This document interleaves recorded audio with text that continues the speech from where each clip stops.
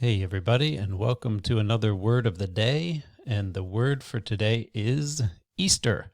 So happy Easter, everybody who's hearing this on Easter Sunday.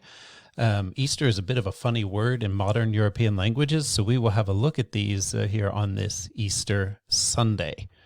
Now, only a few languages, modern languages, use a cognate of the word Easter that we have in English.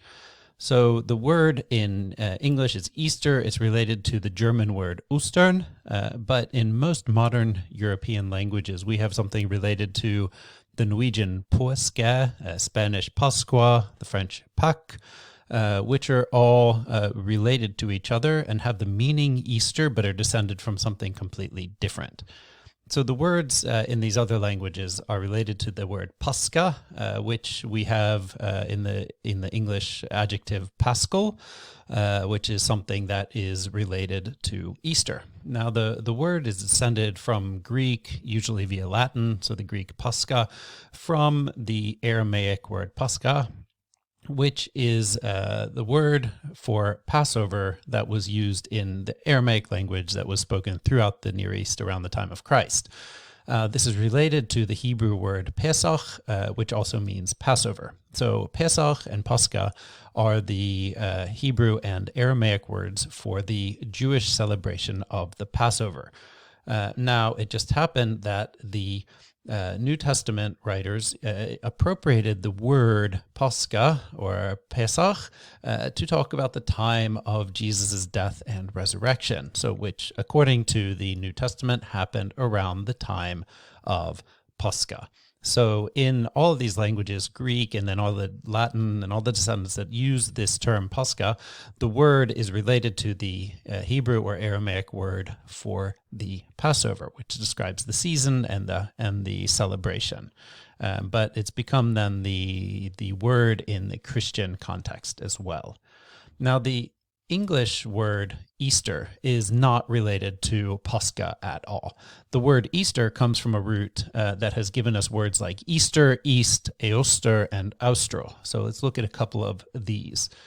The word East comes from the Proto-Indo-European root aus, which means to shine, which then has to do with the shining of the sun, and in Proto-Germanic, aust is toward the sunrise. So we see the sunshine, the shining, and then the orientation towards the sunshine is what gave us the Proto-Germanic aust, which became east in English, öst, or aust in a lot of the other northern Germanic languages, meaning direction east, so towards the sunshine, towards the sunrise. Now, the word Easter is actually closer related to the word Eostre, which was the Old English goddess of the dawn. So the goddess of the dawn, Eoster, is a pre-Christian notion, a pre-Christian goddess, and the word Eoster is actually related to the word Eos in Greek, so the goddess of the sunrise in Greek, and which then happens to be Aurora in Latin, Aurora. So these words are all words for the goddess of the dawn, and they are all etymologically related to the Proto-Indo-European word for shining. So it's this orientation towards the shining, what comes with the rising of the dawn, that is the goddess of the dawn, Eoster or Eos or Aurora. Now, with Eoster, she also had a month named after her in Old English. So Eoster was the name of the month that was the first month after the spring equinox. So the time when the days are getting longer and the sun is rising more and more, that is the month of Eoster, and that just happens to be the month that the Paschal celebration was held on, that Easter celebration. And so the season of Easter became known as then the time of Easter, and the name of the goddess kind of fell out of use in the Christian period, but that her name still is the word we use to talk about the celebration of Easter. Now, note that the Latin word austral is actually a cognate of east and eastern and all this, but it means something completely different. Well, not completely different. It means south or southerly. And it seems a bit strange as east is not south. Now, one theory about this change is there was a misconception about the orientation of Italy in antiquity.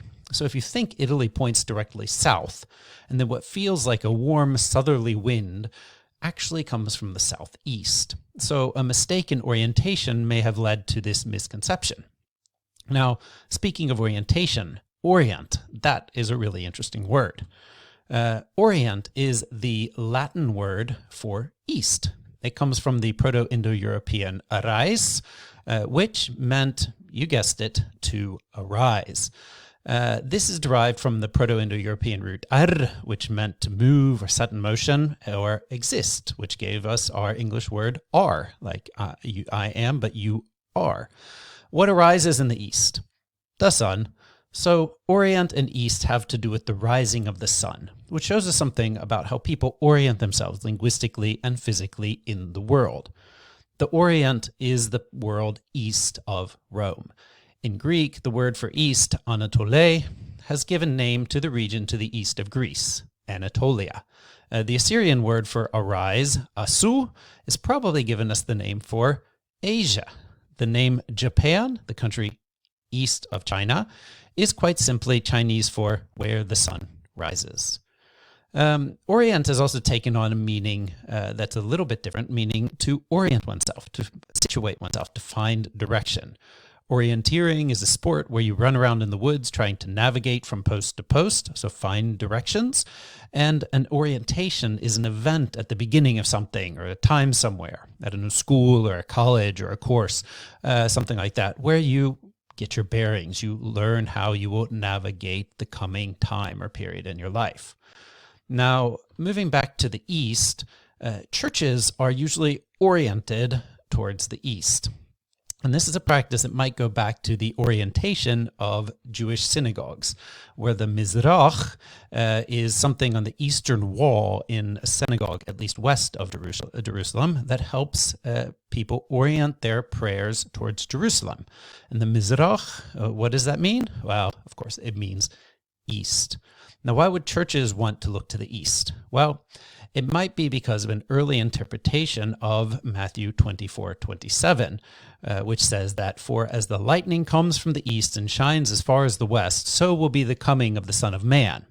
In other words, looking to the east is looking for the second coming of Christ. So orientation is pointing oneself toward the east in a sign of hope of the rising sun, just as Easter is the rising sun. Now, it's fitting that the story of the resurrection is the basis for this story of the Easter celebration. It begins at dawn. Now, after the Sabbath, towards the dawn of the first day of the week, Mary Magdalene and the other Mary went to see the tomb.